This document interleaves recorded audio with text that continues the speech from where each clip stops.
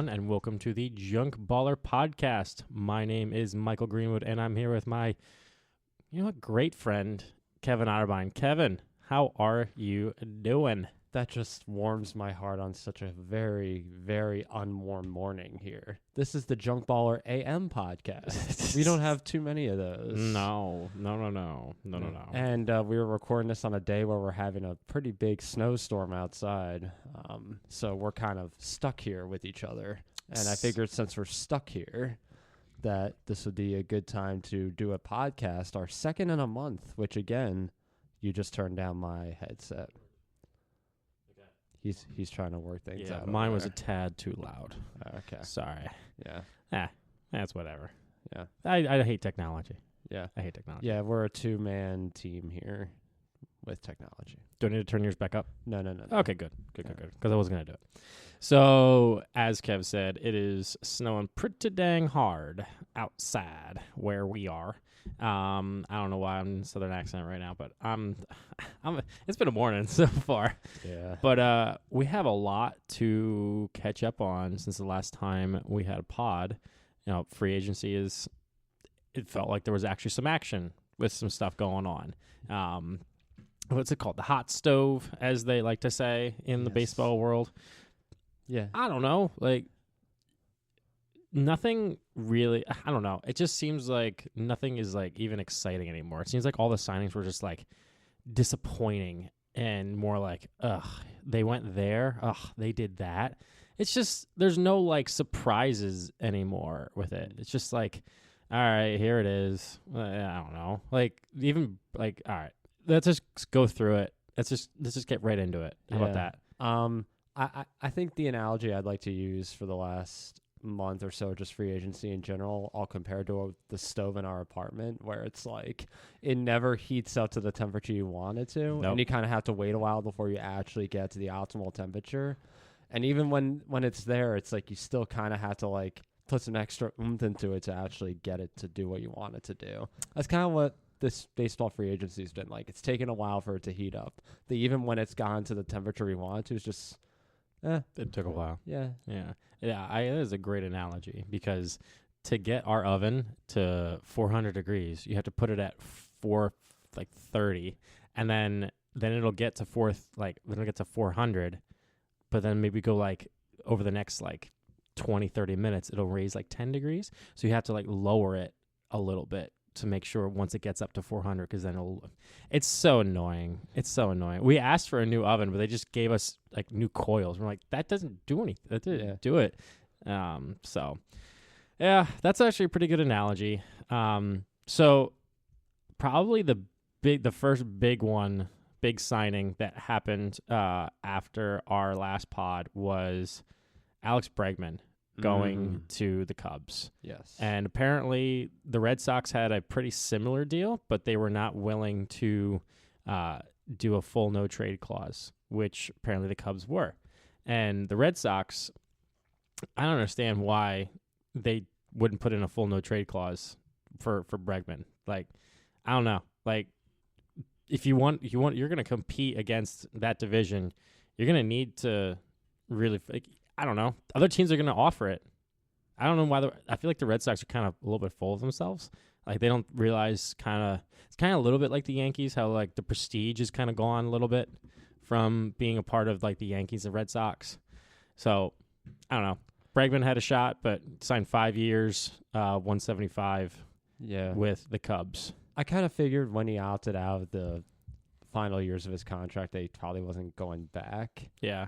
Even though when he first signed it was he might be a good fit there because, Fenway, he does well. They need a third baseman after the whole Devers thing. Yeah. And he only sticks around a year before he's gone. Yeah, that whole situation is weird because they bring in Bregman, who basically replaces Devers' position. So you have Devers be DH. Devers is no, I'm not going to do that. And then they trade away Devers' $300 million contract to keep Bregman.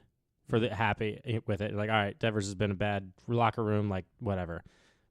But then Bregman opts out, and then they don't give Bregman what he wants. So they just lost two players that are all-star caliber players, just because I just think they mishandled it so poorly. It was either Devers or Bregman, and now they don't have either of them. Yeah, I don't know.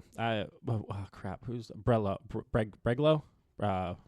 They got Craig Barlow. He's the GM or president over there. Yeah, I don't know. Bregman going to the Cubs, I don't see him doing super well in that stadium, in my opinion. Yeah. It doesn't really bode well. He's not like a power hitter.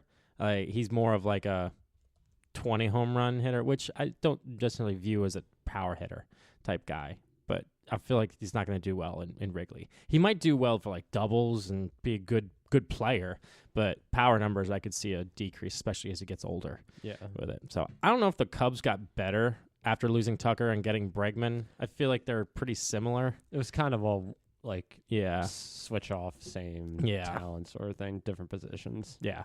So that was the first big domino to fall. Then I feel like we waited like a week or so. I can't remember the exact timeline.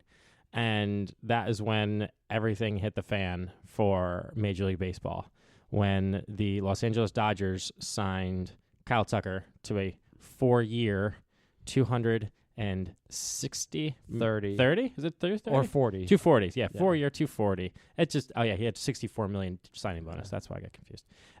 4 years, $240 million. Has opts out after the second and third years. $30 million is deferred and $64 million signing bonus. So I saw something where Ohtani and Tucker are going to be getting paid $3 million in terms of salary this year against the luxury tax, which kinda is dumb. I mean, I have some opinions on all this, but like this obviously was the first domino to really change and cause a stir and conversation in the MLB world. Yeah. And just all the people talking about how, the Dodgers are getting every player now. But they're just playing baseball. They're not content again with being the same team they were last year. They want to get better. And it's funny how, we mocked the Bobby Bonilla contract. We had the whole Bobby Bonilla day. Oh, he's still getting paid all this money after not playing baseball anymore. That's almost becoming normal now. Yep. With all these contracts, you just, you pay a little bit now, and then you just long term, you're still paying this player even after they're done. Yeah. So obviously, Twitter, baseball talk, this has become pretty much the talk of baseball in how the Dodgers are just able to do this. Now, I used to say that, the Dodgers are just playing the game that is in front of them. They have the money. They have what MLB has allowed them to do. So I can't be angry at them for that. I am angry that they're able to get away with it, but I can't be angry at them for actually doing what MLB has allowed them to do. That's MLB's fault. What also is the problem is that, it is a problem that the fact that the TV contract goes back to when they were bankrupt in 2012. They were able to keep more revenue. MLB was allowed to a percentage, so they have more annual just revenue than any other team because they just have more coming in with it. They have great location with it. So obviously there's been talk about a salary floor and a salary cap with it. And that's why the CBA next year is going to be a nightmare with it. We probably won't have baseball for a year. But here's my other thing. Two things can be true at the same time. Teams can be they're going out to spend money, and they're spending all these Dodgers are just getting away with it. You also have teams like the Pirates, the Rays, the A's, the Guardians just signed Jose Ramirez to an extension, but the all these other teams that do not actually spend any money at all. Yeah. There can be two things that are true at the same time. You have a team that spends way too much, but they're able to. But then you have a team like Pirates are a great example where, they actually started this year a little bit spending money, but for so long they were just this is the first year they've signed a free agent to more than 2 years since 2013. There's more than 1 year since 2013. There can be two things that are true at the same time. You can have a team that is really bad and doesn't want to spend money, and they are part of the problem. Yeah. And then you have a team that is able to spend money, and they are spending money. Two things can be true at the same time, in my opinion. Yeah, and I don't think the Kyle Tucker signing is too far out there for LA. because it fills a need for them. Their outfield isn't stellar. Yeah. That is a hole. He provides, left-handed power to that offense too. Yeah. And he's pretty consistent with his production. Yeah. Yeah. Yeah, I agree. Like, it's a good signing for them. Good job for the Dodgers. I know I don't want to praise the Dodgers because just they've been doing what they're. If I was in their position, I'd be doing the exact same thing. If I'm allowed to do it, I'm going to do it. Yeah. If I have a business that allows me to get away with stuff without any penalty and it's legal and all that, I'm going to do it. Yeah. Like I know the Pirates and all these other teams don't have the actual TV contracts and everything, but they still have money to spend, but they don't do it. That's where I'm a little bit. They don't have as much money, so obviously the MLB needs to fix that. But they still don't spend any money because they could go out and sign some other guys to at least give a chance for the city and a business to actually sell. Not in terms of competing for a championship. That's MLB's problem. I'm talking more about the business side. Like, oh well, as long as we just break even.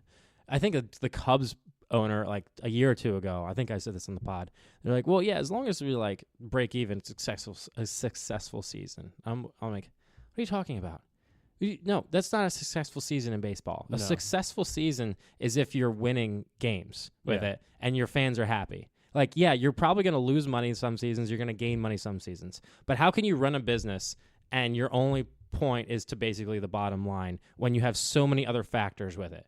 Keeping, for us, you and I are part of teams that have a lot of money to spend. Mm-hmm. That's just how it is. Yes. But we have owners that are willing, we have players that have $300 million contracts on our team. Mm-hmm. We can't be upset that, we're kind of in that same phase where we're good enough to compete, but are we good enough to actually win it? Yeah. And it's not like the teams have not spent money. Yeah. It's just they don't want to go over that extra mile because they're we have to pay a little bit more money with it. And I know they're calculating the risk and it's above my pay grade, but can you just imagine you have the respect of the fans if you go out and signed, for you, for instance, with the Yankees. Obviously you got Bellinger, congratulations, but it's the same guy from last year. Yeah. Going out and getting a bigger bat like Kyle Tucker or something like that instead, able to do that. It just feels like our teams have been we'll offer this, but we're not going to go too much with it. Yeah. So I can see both sides being upset. There can be two truths in this right now. Well, I think the Dodgers are what the Yankees used to be. And they were the team that just went in because they wanted to win championships. It's a different mindset. It's a different philosophy. The George Steinbrenner years, it was just he would do anything short of a barrel of a gun to get the player he wanted and to build a team that he felt would win a championship. And now it's just like you said, it's just we had the players, we just need to develop internally. And if we do have a big guy that we want to sign, maybe we just don't want to pay too much. Yeah. And if there's that threshold, we're just going to back off. Yeah. Yeah. I don't know. MLB has a problem right now. Yeah. This is a problem. It's bad for baseball. It really is. Yeah. Last year I was saying it's okay to have an enemy for a big bad for baseball with the Dodgers. That's great. But now it's gotten to the point where, it's kind of unfair with it. It is. In my opinion. That's why the CBA is going to happen. There's just not going to be any baseball because the players are not going to agree to a salary cap because they want to keep they want to have the potential earnings to make as much as they can. But owners and baseball need to realize, crap, the Pirates or the Rays, or not even the Rays, but the Pirates and all these terrible teams that don't have good markets are not going to be able to compete with the higher markets because of it. And I'm torn between it because I'm well, if the system is set up the way it is, and MLB has allowed it to happen, but it's kind of been an unfair system because of the stupid. Long story short, I think I said a little bit earlier, there was the Dodgers went bankrupt in 2012 because of a divorce from the owner or something like that, and MLB allowed them to have a percentage of revenue from the TV contract that they had. Yeah. But because they got a new TV contract, and so because of that, they have just leftover cash that they can just spend and spend and spend, and that's why you see these deferrals where you're all right, well, as long as we just keep it, we can pay them later with it and compete. So it's just an unfortunate situation that MLB is in, and I don't like it because I want parity in baseball. Now, there has been parity in terms of like championships mostly, but the Dodgers over the last couple of years have just been, ever since they've gotten Ohtani, it's just like, oh crap, like, yeah, this is kind of ridiculous. But I mean, I can't be angry at them for how MLB has set up the system. It's like it's like on taxes. Like I don't care. Like I don't want to pay taxes, but if some people can get away with not paying taxes, good for them. If they just don't know the system. But I'm gonna get the IRS on me right now. And some other people may not be fans of taxes in general. Yeah, I mean, come on. Who likes paying their taxes? If there's someone who likes paying their taxes, like, please reach out to me. I want to talk to you. I want to make sure that you're okay. Like, there's definitely something going on. But so after obviously the Kyle Tucker situation, that took away, because he was in between the Mets and the Cubs, and there was a little bit about the Phillies and the Yankees and yada, yada, yada. Not super serious, though. Yeah, no, just interest. Yeah. And also the Blue Jays. Apparently, I heard something on Twitter that the Blue Jays offered, he wanted to go to Toronto, but he couldn't pass up the money that the Dodgers were doing. And it gets to the point where, like, dude, what's the difference between, like, a couple $1,000,000 in terms of, like, I don't know. Like, it's just, I don't know, it's just frustrating. Anyway, so that, literally within 24 hours after Kyle Tucker signs, because that happened late at night, I believe, or like I think that happened late at night. The Phillies had a deal. There was like 2 weeks talk of like Bo Bichette's going to visit the Phillies, and Bo Bichette's he's the front runner for the Phillies. And I'm like, all right, sounds good. Like, this is great. I'm happy. And then literally like 24 hours after the Kyle Tucker signing, the Mets sign Bo Bichette 3 years, $142 million, and everyone's like, "Wait, what?" Like there was nothing of Bo Bichette going to the Mets at all, and then all of a sudden, because the Mets missed out on Tucker, they're like, "All right, let's go get Bo Bichette, take it away from the Phillies, offer him more money." I mean, there's an opt out after each year with it, so he gets like 40 something million a year. I think 42 million a year. No, was it 3 years, 126? It was 3 years, 126. Yeah, but he gets 42 million a year. I'm getting my numbers mixed up. He gets 42 million a year, but opt-outs after each year, I believe. So there was he had the news conference, and it sounds like it's probably just a one year contract, so he can get 42 million and maybe go out and get, I don't know, like you're gonna get 7 or 8 million, 7 or 8 years, 200 million from the Phillies. And you're like, yeah, let's just go play for the Mets, who always seem to Met. Like, I don't know. Ugh. It was just really disappointing. He's going to be the most booed player in Philly this year for sure. Yeah. Another Mets signing. There's this trend of the Mets just really like going after these players the last couple of years, but I just had this suspicion too of just the Mets underperforming for some reason. Mm-hmm. I don't know what it is. It's just like they keep getting these players and they still underperform. And I don't know if Bichette's the kind of guy that will get them over the top, as it were. Mm-hmm. I don't think it was even the biggest need that the Mets had in terms of who they needed to get. Like, we'll get to Peralta. That was probably the biggest thing that they needed to get this year was pitching. Yeah.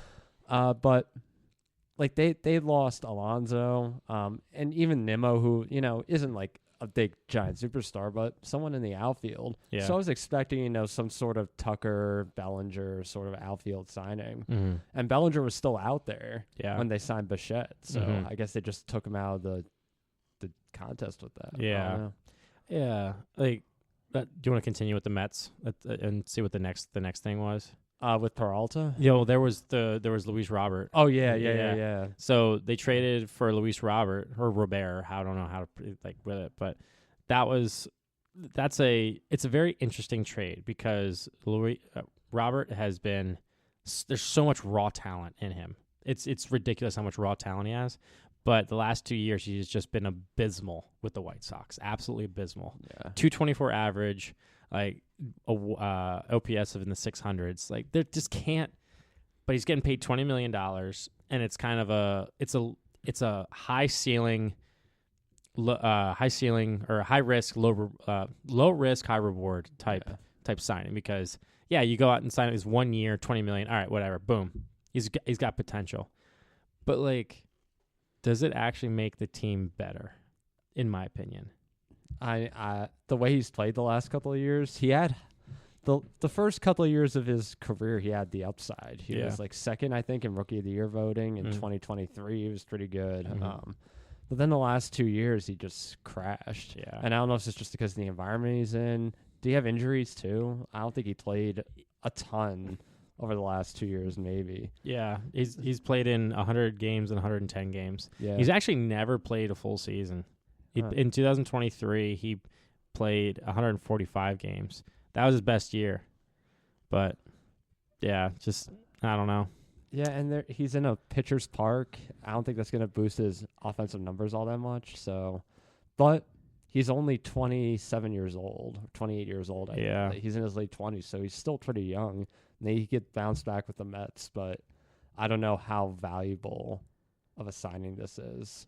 Yeah. What was his contract? He's got $20 million on this year. That's it. And then he's a free agent after this year. Yeah. Like, he signed a big deal, like kind of like those in the minor league deals where you're like, oh, this guy's going to do really well. So, like, we might sign him. But, yeah, he signed in 2017 as a free agent. And then, yeah, it looks like it was a 1, 2, 3, 4, 5, 6. Oh, he's got team option for $20 million next year. Dang. Oh, there's a $2 million buyout. So that's, I don't know. I feel like the Mets would pick that up if he has a decent year, and then so that way they don't lose him. But it's somebody for their outfield. Yeah. So that's the thing. They traded Nimmo because apparently him and McNeil was traded because Lindor and him didn't get along, and then apparently Corey Seager and Simeon didn't get along well, so they traded to get Nimmo for it. So it sounds like there's just been a lot of beef, and that's the reason why a lot of these teams have been traded with it. But are the Mets actually better in terms of their lineup with it? Yeah. They lost Alonso, McNeil, and Nimmo, but they gained Simeon, Robert, and Bichette. Like, I don't know. Like, because with Simeon and Robert have both been, they kind of had down years last couple years, and you just don't, like, there's potential, but will it actually happen, especially in that stadium? But then you have Bichette, who's kind of a different type of hitter. He's more of a contact. He's got some pop, but he's a hard at bat type of player. Yeah. So, before we get to Peralta, what are your thoughts on whether or not the Mets lineup actually got better? I think it's the same. Yeah. Same, or in terms of pop, you don't have Alonso anymore, so it has less pop to it. But they did get Polanco. I forgot about Polanco. He's not Alonso. Yeah, no. I think you still need a slugger in that lineup. Yeah. Yeah, like, let's see Polanco. Polanco's numbers. I don't remember Jorge Polanco. Like, Polanco's a good player, but he's not worth the 2 years, $40 million that they gave him, in my opinion. Yeah. Like, yeah, Polanco's been up and down. Like, last year he had a pretty good year with Seattle. 265, 820 on OPS, 26 homers, 78 RBIs. Like, that's a pretty good year. But Polanco's never been the type of player that has given me, like, yeah, he's worth $20 million. Especially, I don't know. He does bat both sides, so that helps. So he's valuable in that way. But I don't know. I really don't see that their lineup has gotten more dangerous because Alonso is definitely like, I didn't want Alonso coming up because he's kind of like, especially with the Phillies, it seems like he always killed the Phillies. Yeah. But I don't know. They don't scare me in the lineup. Soto, Bichette, and Lindor, obviously, I feel like are their best players and definitely are like, yeah, I don't want to face them. But the rest of the lineup doesn't really scare me. And let Luis Robert and Polanco and Simeon have to prove it to me that they can be with it. If they can play well, then yeah, I could see them being a threat. Yeah. But that's when the next domino to fall was when they traded for Freddie Peralta. Mm-hmm. And that was the big one, in my opinion. They needed a front-end starter for their pitching staff. Yes. Because I remember last year, I remember at the beginning of last year, I said, the Mets, they got better, but they don't have the front-end rotation guy. They don't have the pitching staff. They had Senga, Minaya, former Yankee, Clay Holmes. Yeah. Yeah, and I think they had, I can't remember everyone else, but it was just a bunch of like unknowns. You didn't know what you were getting. There wasn't anyone that was like front of the rotation. You can rely on this guy. But now they have Peralta.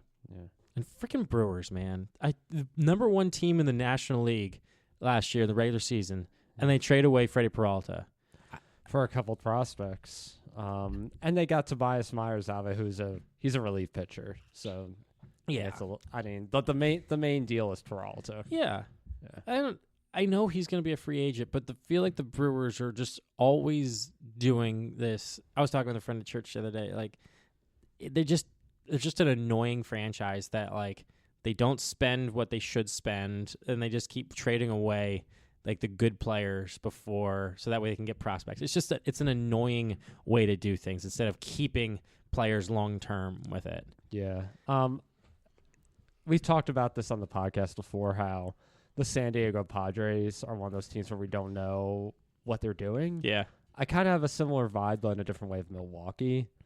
It's just like, instead of like training, like getting all these players as the Padres do, it's like, oh, we're going to get Bogarts and Darvish and, Soto for a year. Yeah. Oh my gosh. And then let them go. And the Brewers are just like, oh, we got these players, we're now just going to let them go. Yeah. And I don't know what they're trying to accomplish. Yeah. I mean, I understand why you would, like, for instance, they kept Brandon Woodruff. He accepted the qualifying offer. Yeah. Why wouldn't you just let go of Woodruff if you're going to eventually trade Peralta? Like, Peralta's better than Woodruff, younger. Like, I know he's going to be a free agent, but sign him to a deal with it. Be like, hey, give him like $150 million over 7 years or something like that. He was 29. I don't know. It's just my thought. Like, you're going to have Brandon. I guess they don't want to have the long-term commitment with it, because Yelich is the only one they've really given a long-term commitment to. Yeah. And they haven't given anyone else a long-term commitment. Even Contreras. I feel like Contreras is going to get traded next year after he's like, oh, yeah, he put together a good year. I'll just trade him. Yeah. I don't know. I just don't like how, I guess it's more, I don't like how they do it more than the fact that they do it and they're still decent, in my opinion. Like last year, they were a surprise team last year. Decent. I think decent's the key. They're like, even when they were like, in terms of records, such a great team, I never felt like this greatness from the Milwaukee Brewers watching them. No. It was just like, oh, they let their way into a 90-something win season, as opposed to, oh, this team is really like an 100-win team that I'm watching. Absolutely. I didn't get that vibe from Milwaukee. No. Like when they were the number 1 seed, no one was like, oh, yeah, they're going to win it all. Yeah. No one said that about Milwaukee. No. No one. Absolutely no one. Oh, my gosh. All right, so the other big, I guess, there's a couple more, but the other one that is a little bit dear to my heart was Ranger Suarez, who we found out apparently we were pronouncing his name wrong. It's Rainer or something like that instead of Ranger. Like Romano? Yeah, oh my gosh. I can't remember, but it's Ranger Suarez. He signed with the Boston Red Sox, and that contract is backloaded. Yeah. He's getting paid $7 million this year, so that kind of just points out that he's probably going to get traded, most likely in the next year or two, if the Red Sox start like struggling or something like that. So I don't know. I'm glad Ranger got his bag. Like I'm gonna miss him. I wish he could have stayed, but I'm glad he went to the Red Sox. Rangers, the Red Sox, you got a good one. You got a good one. I'm upset. Red Sox have a decent rotation. Yeah, they have a decent rotation. They could be, if their prospects work out this year, like with Roman Anthony and that shortstop that they have, they could be a decent team. Yeah. They could be like I don't see them winning the division, but I could see them. Did they sign a reliever? Who's their closer? Chapman. Did they re-sign Chapman? Was his contract up at the end of this I think year? it was like a 1-year deal. Oh. Yeah, let's see. Or was Chapman? I mean, after the year he had, I don't think he should be going anywhere. No, I think they signed into a big a contract extension. I mean, Crochet's still going to be at the top of that lineup. Yeah. Not lineup, rotation. Yeah. But I think Ranger does add a lefty presence. Yeah. To a lot, like other than Crochet, I mean, Sonny Gray, Bello, those other guys, they're right-handed. Mm-hmm. So I think Ranger's a good move for them. Yeah. So Chapman signed a 1-year deal with a mutual option for 2 years. So it's a $300,000 buyout. But if he pitches at least 40 innings and he passes a postseason physical, he'll lock in a $13 million salary for the following year. So most likely, as long as he doesn't get hurt, he's gonna lock in that. So I think that's a pretty good deal for both sides. Like, all right, yeah, $26 million for 2 years of Aroldis Chapman. I think that's a pretty good deal. He's gonna be 38 and 39. Yeah, like it's wild that this guy is still doing what he's doing at his age. He's still throwing 100-something miles an hour. Yeah, that's wild. It's wild. Yeah. What other free agent? I mean, Framber's still out there with the free agency. He's kind of ruined his free agency with him crossing up his catcher on purpose. Yeah. Like that thing, it cost him millions of dollars. Yeah. Well, there was also that deal for Mackenzie Gore. That happened a couple days ago. That's a lot of money for a lot of prospects for Mackenzie Gore. 5 prospects. 5. The Nationals, they're really they're banking on youth and prospects. Yeah. Yeah, they had the new GM and a new owner, or not owner. They had a new GM, new coach. I can't remember if a new coach, but new GM with it, and they kind of are like, all right, we're gonna trade away players that aren't gonna be ready now that we're gonna have to pay, which is Mackenzie Gore. They're probably keeping C.J. Abrams, but who knows? He could be traded with it. So everyone from that Soto deal could be traded soon. But I think they'll probably build around C.J. Abrams and just bring in all this youth as much as they can with it. Yes. So, but that's probably 2 to 3 years before they're competitive. Probably at least 2 this year and next. Well, next year's not happening. So, it's kind of a weird vibe in baseball because you're like, all right, like it feels like this is the year you have to do it because next year's not going to happen.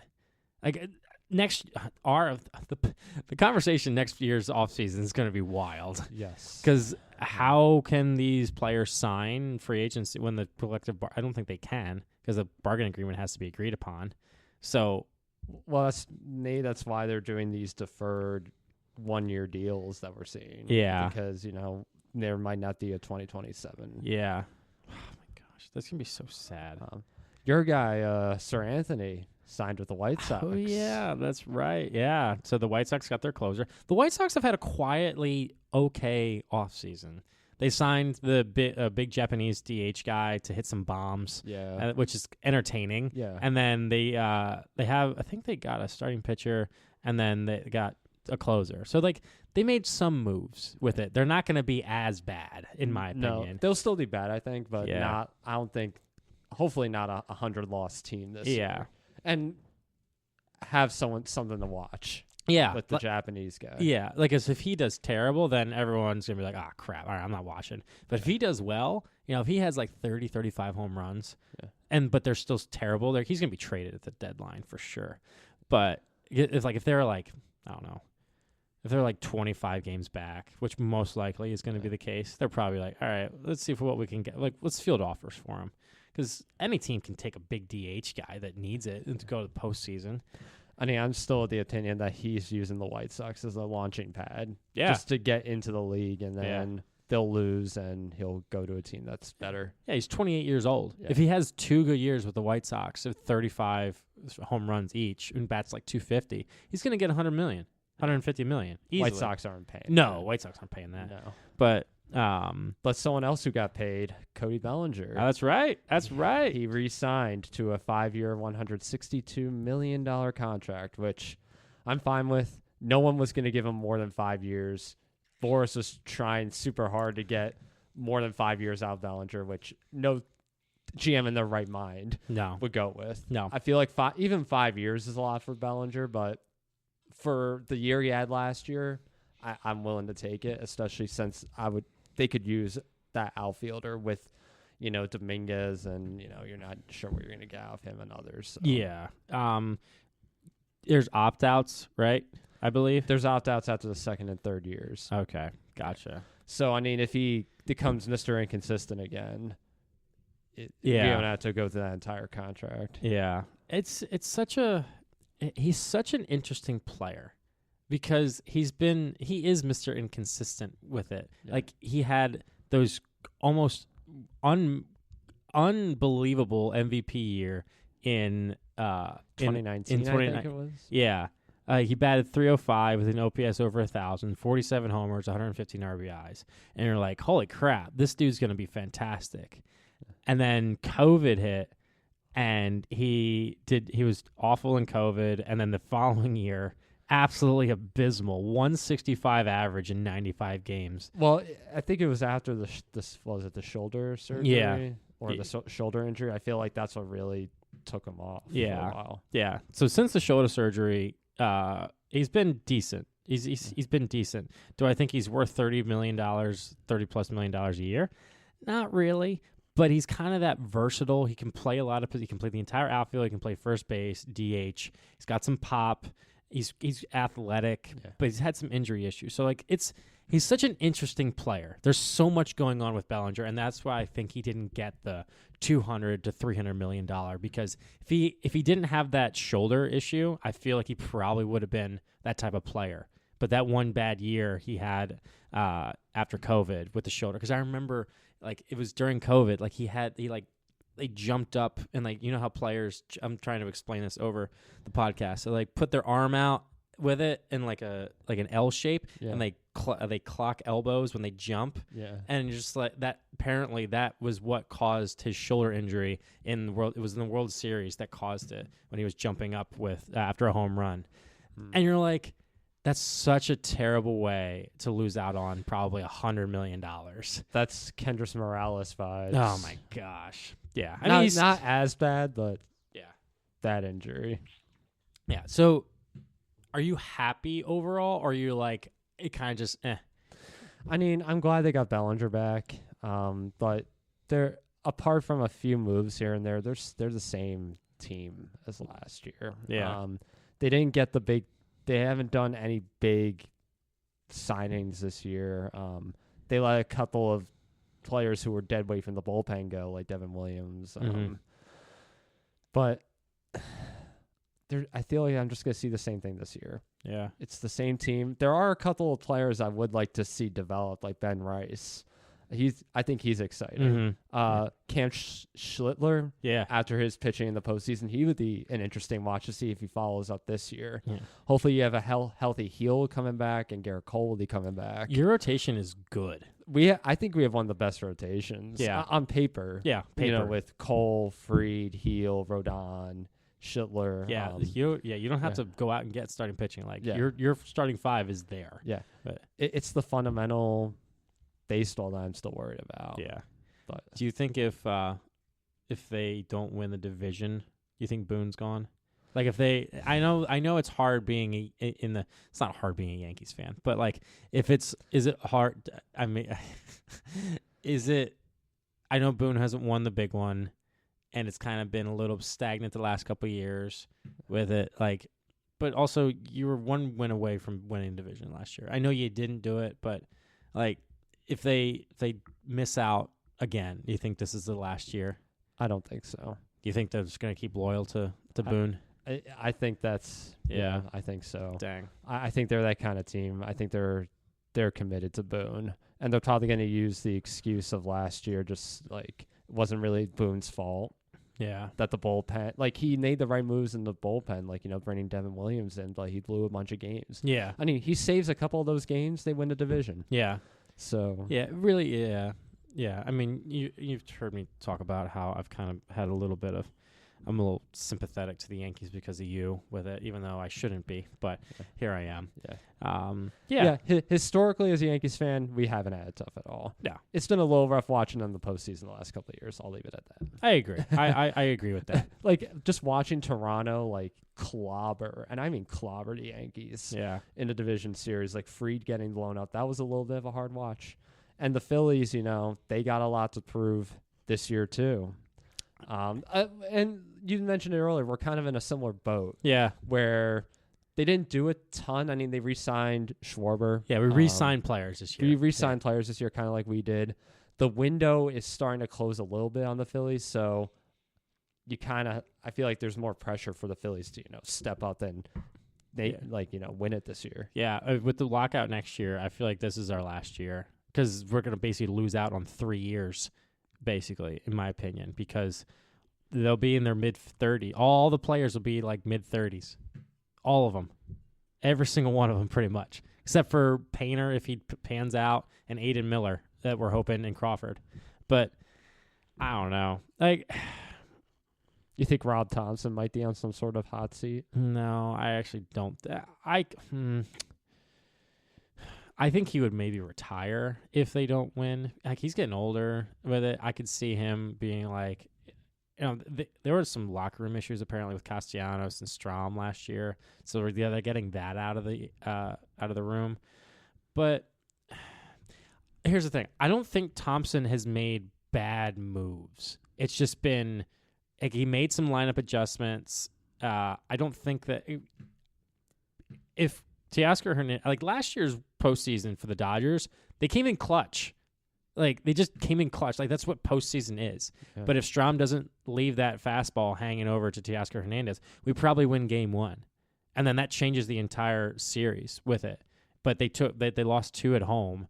With the Dodgers, they were 1 out away or 1 or 2 outs away from losing with it. But then, there's a shortstop for the Dodgers.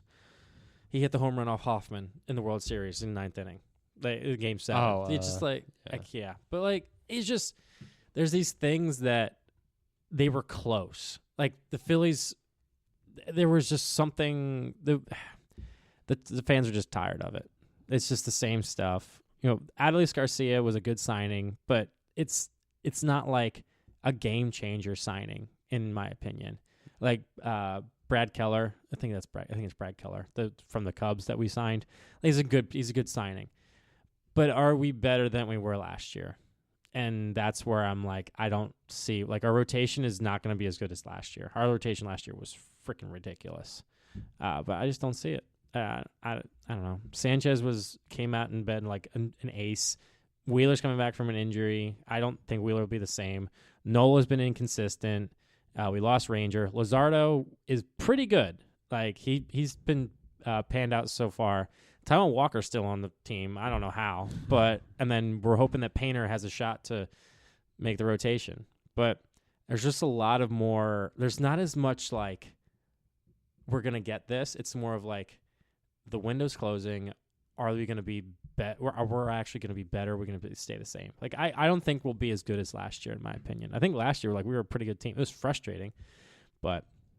Yeah, I don't know. We'll see. I mean, it'd be great if Harper all of a sudden had a revamp and MVP type season. That would be fantastic. But, are we going to get 50 home runs from Schwarber again? Are we going to get Turner hitting 300 with, MVP caliber season again? I don't know. Yeah. Like, these players are good, but they're getting older. Just, I don't know.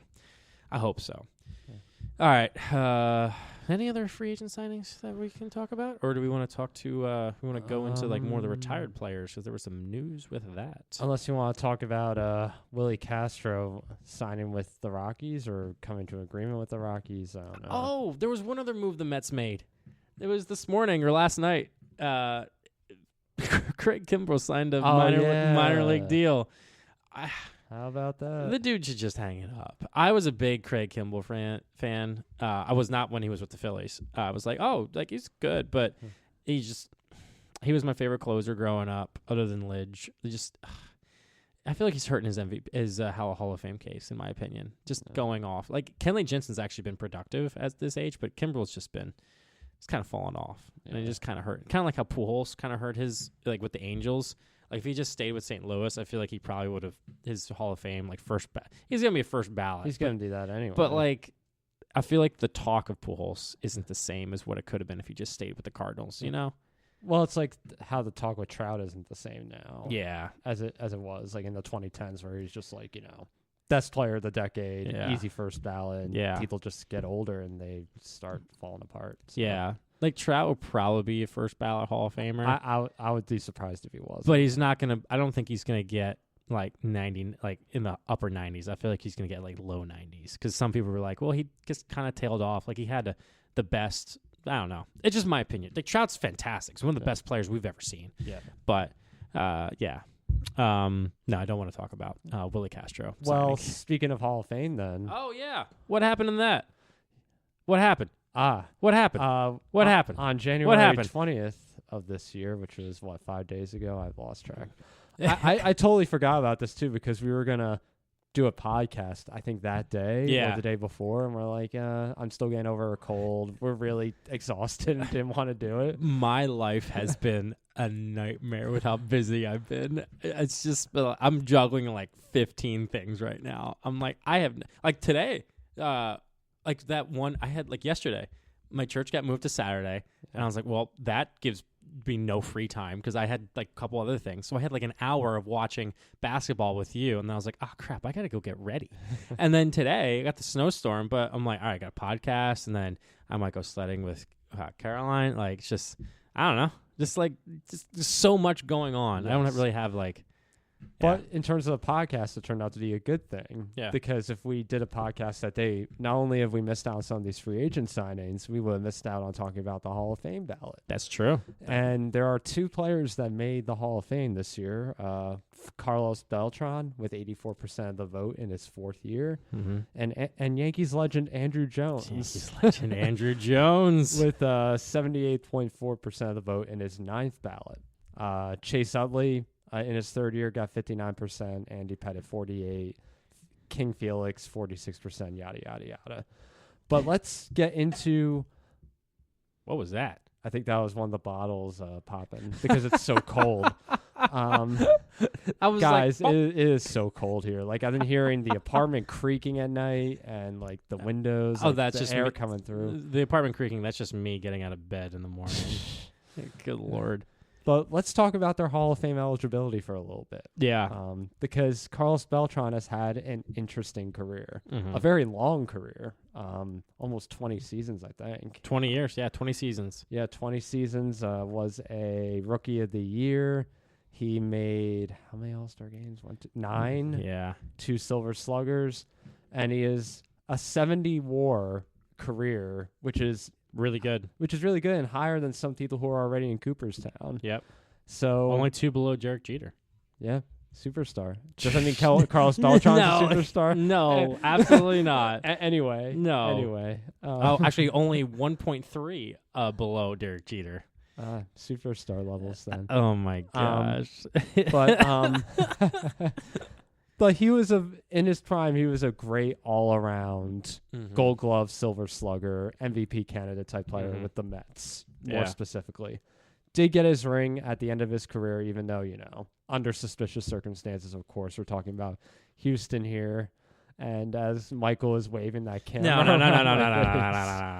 I wanted to get your thoughts on his Hall of Fame eligibility. So, if how do I phrase this?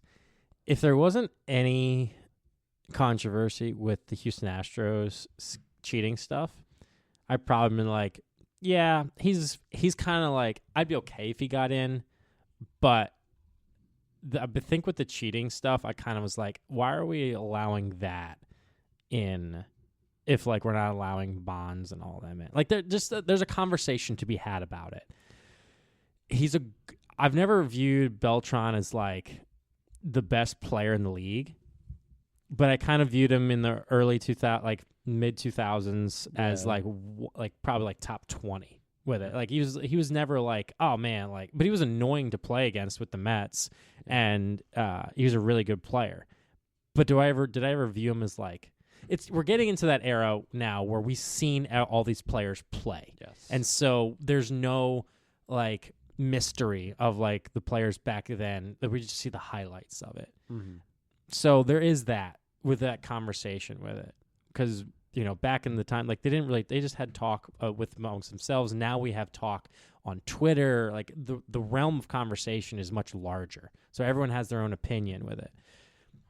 Yeah, I'm okay with Beltran in the Hall of Fame. I think there is a little bit to the Hall of Fame where there needs to be someone inducted every year. I think, whether or not it's someone, but they had to be worthy of it. Like Beltran was, his postseason was fantastic. He's a great postseason hitter.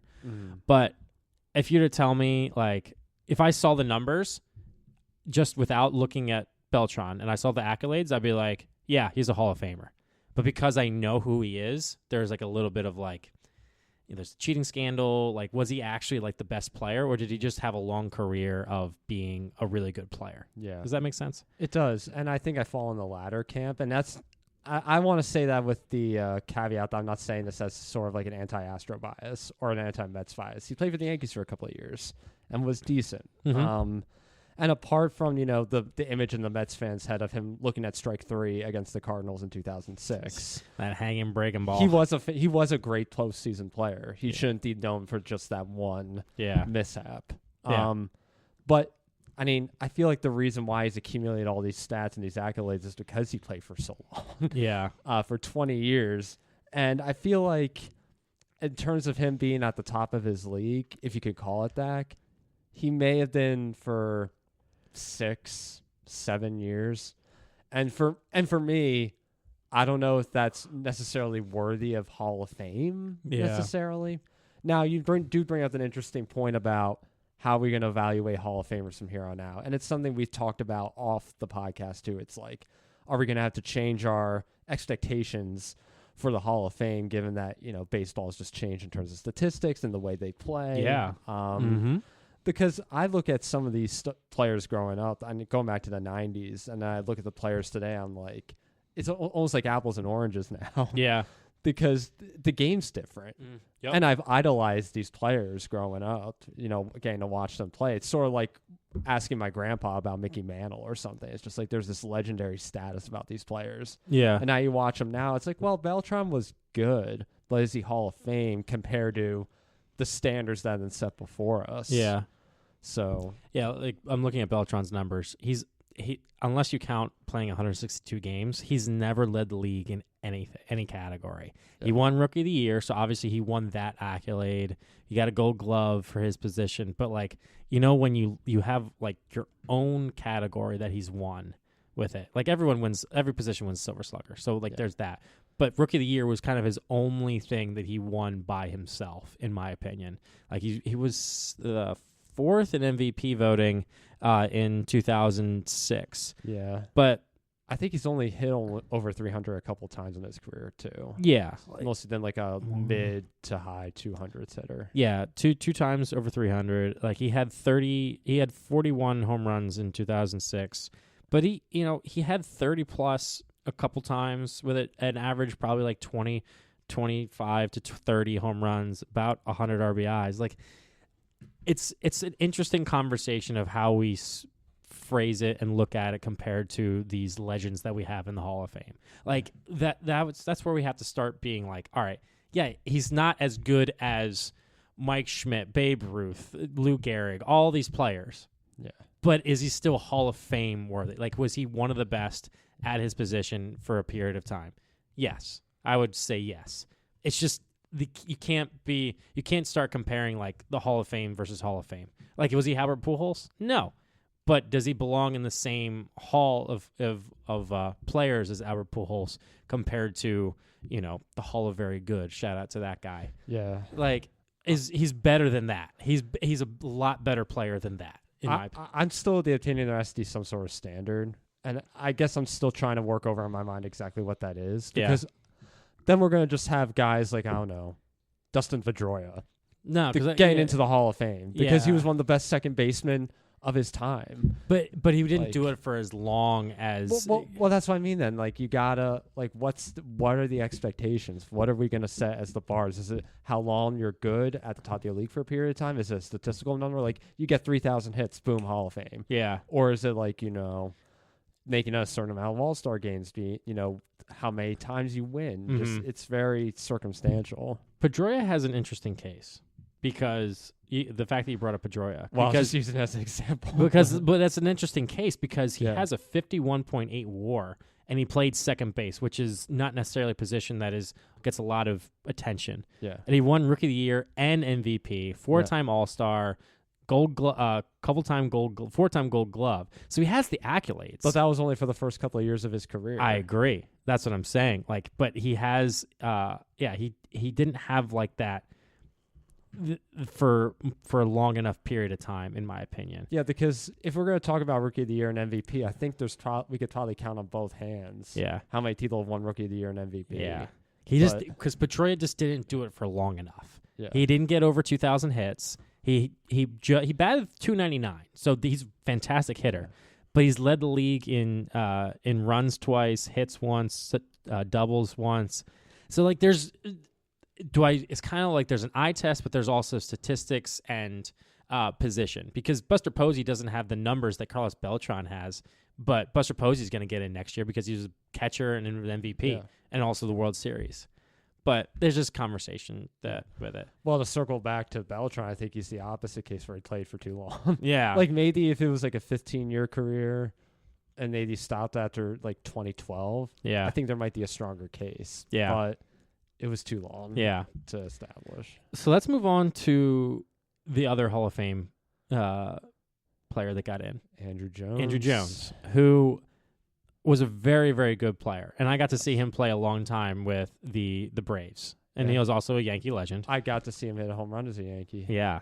It's such an interesting, because this is kind of the same vibe, because my dad was talking about this with me. He's like, I never really viewed Andrew Jones as a Hall of Famer. And I think that's because we view Hall of Famers of like all this legendary stuff we didn't see play. Like, I'm trying to think of like comparable center fielders, like Willie Mays. He's not Willie Mays. Yeah. But does he in terms of accolades, he's got over 400 home runs. He batted, he's got about 2,000 hits. His glove is what. Yeah. Like because his glove, if he just had the batting numbers, like if he was like Adam Dunn type batting numbers, but didn't have the glove, it'd be different. Yeah. But the fact that he had over 400 home runs, and he also had the 10-time Gold Gloves, like that's pretty freaking good. Yeah. And he was probably the best at his position for a good 5 to 10 year stretch. And I think that's where we're also seeing the change in Hall of Fame perspective, because I feel like historically, fielding hasn't been like one of those big markers. It's always been like hitting and pitching. Yeah. I think you're starting to see, and it started with Scott Rowland to an extent, I think, it's just like, how much should we count fielding into a Hall of Fame eligibility? Because if you take away fielding from Rowland, he's not making it into the Hall of Fame. No. But then you add that he's like, oh, he was one of the best third basemen. It's like, okay, maybe he is eligible for that status. Yeah. Same thing with Andrew Jones. I mean, he did hit 400 home runs, but there's a bunch of guys who hit 400 home runs, like Adam Dunn, who strike out 200 times a year. Yeah. Doesn't necessarily make him Hall of Fame worthy. Yeah, like if everyone's like, oh yeah, Judge is going to be a Hall of Famer. It's just how it's going to be. But he's not getting in because of his glove. No one even cares. Like he has a decent arm, but he's not a great fielder. He's an okay fielder.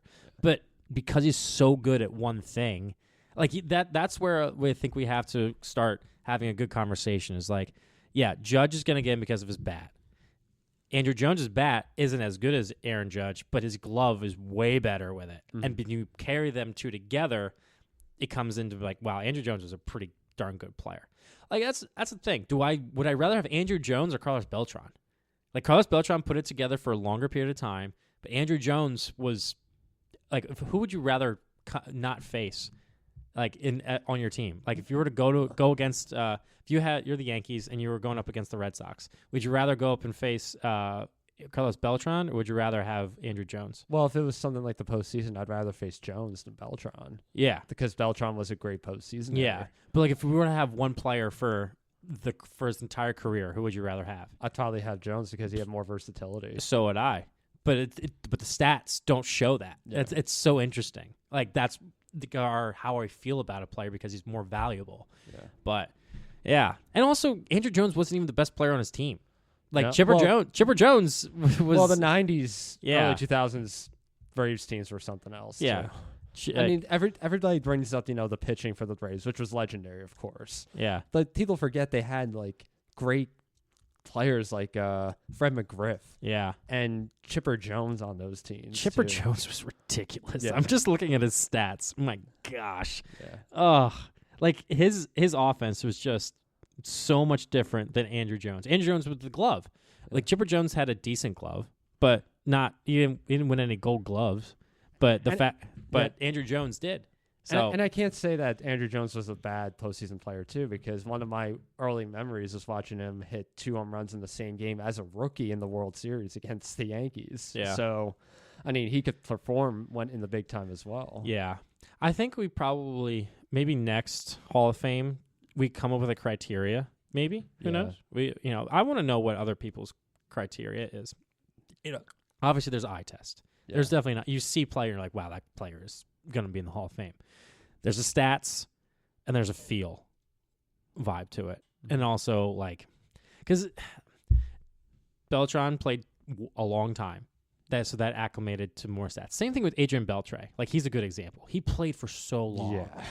But Beltre also was, Beltre was never the best at his position, but he was up there, top 5, probably his position for most of his, if not almost all of his career. Well, he was a late bloomer, too. Yeah. He's such a fun player.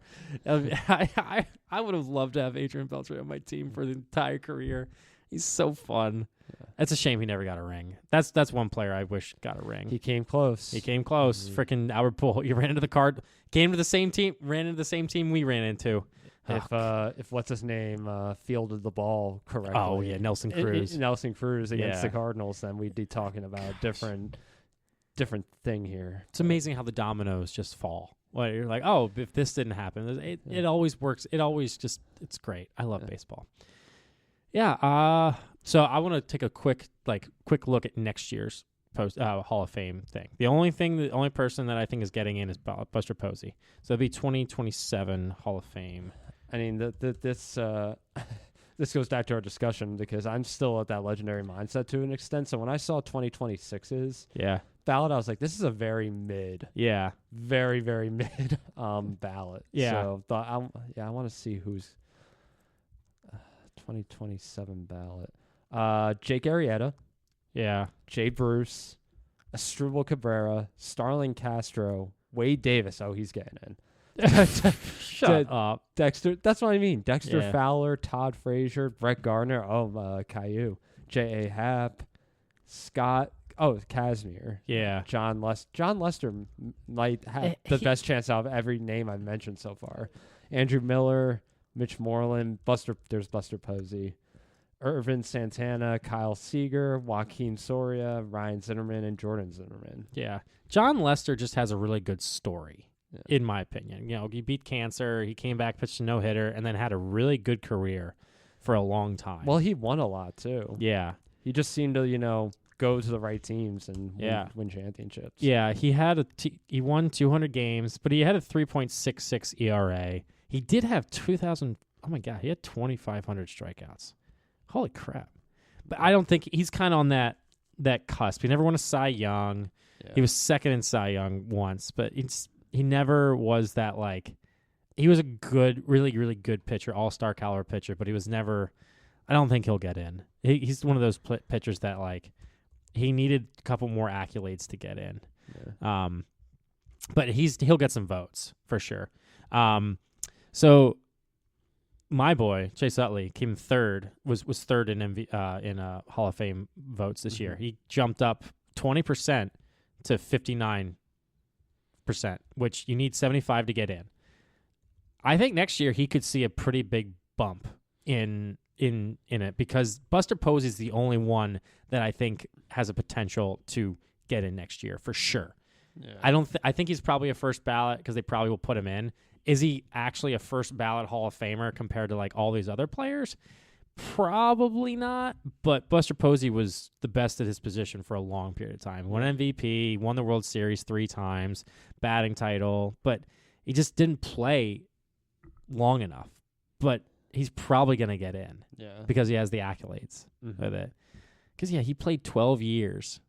He's a catcher. He won the batting title, 302 batting average, 1,500 hits. So, I don't know. I feel like he's going to get in, but he might not get in first ballot. He might get in second ballot. It'll be an interesting thing because I don't think voters or writers will put him in. I don't know what I'm saying right now because he could get in, but he could not. Yeah. What would you do? You think he's going to get in first ballot?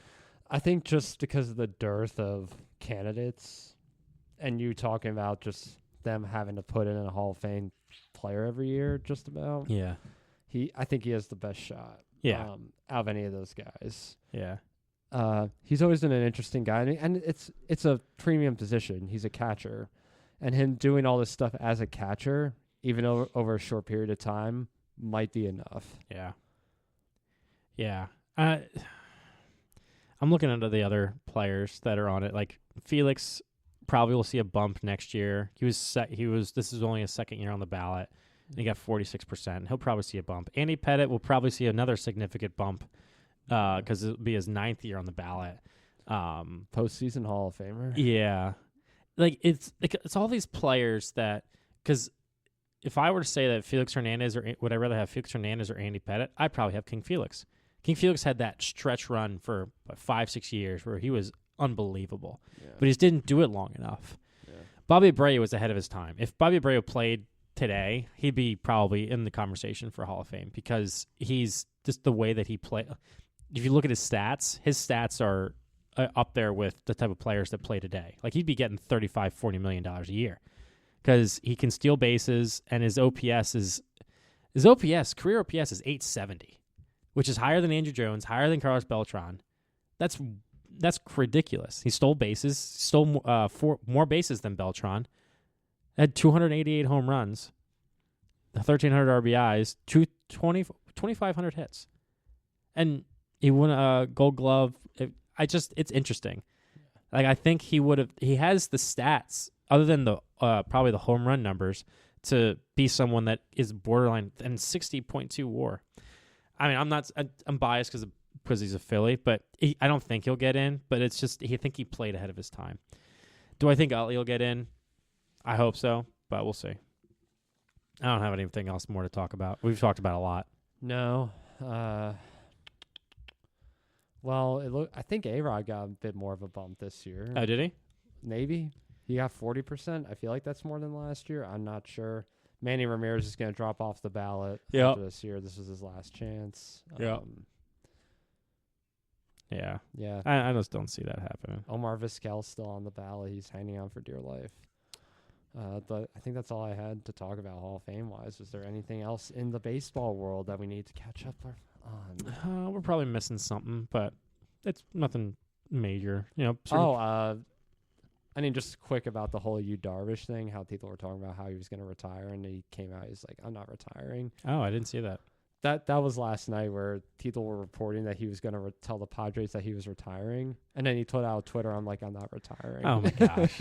Jeez. Don't believe everything you see, folks. Yeah, I think Abraham Lincoln once said that on the internet. I think he's like, don't believe everything you see on the internet. Yeah, I think I saw that. Well, I mean, our parents used to say that, and now our parents just believe everything they see on the internet. It comes full circle. Well, because there's so much stuff on the internet that people can just get away with. It's annoying. Anyway. Yeah, anyway, that's all we got today for the baseball podcast that we just presented to you. Yes. Yeah. We will see next time. We might be getting ready for spring training by the time we do a pod, probably. It's in a couple of weeks. Yeah. Pitchers and catchers. Pitchers and catchers in a couple of weeks. February is a terrible month, but that is the one bright spot about February. I cannot wait. My birthday. And well, yeah, I don't. No one cares about that. No, but no. I just care about, we're in the freezer right now in terms of winter. I just looked at the weather. It says it feels like -3 outside. I'm like, ugh. It feels like -3, and even after the snowstorm, the snow's going to stay because it's going to stay in the 20s all week. Yeah. Into early February. So hopefully this means we're going to have a glorious spring and summer. Usually that's what happens when you have like a winter like this with a lot of snow. That means the spring and summer is usually pretty good. But that makes me more anticipatory for baseball. Yeah. So, yeah, I'm just looking at the weather right now. Like we're not supposed to get really any more like accumulation. It says pretty much like maybe like another inch or two but then turns into sleet and ice. Yeah. So tomorrow could be pretty dangerous on the road. So we'll see how stuff happens, but it sounds like a good time to listen to our podcast when you have nowhere to go. Yes, if you've listened to it now, you already understand that you've listened to it. I don't know. All right, let's end it there. Thanks for listening, and we'll catch you next time. Stay warm.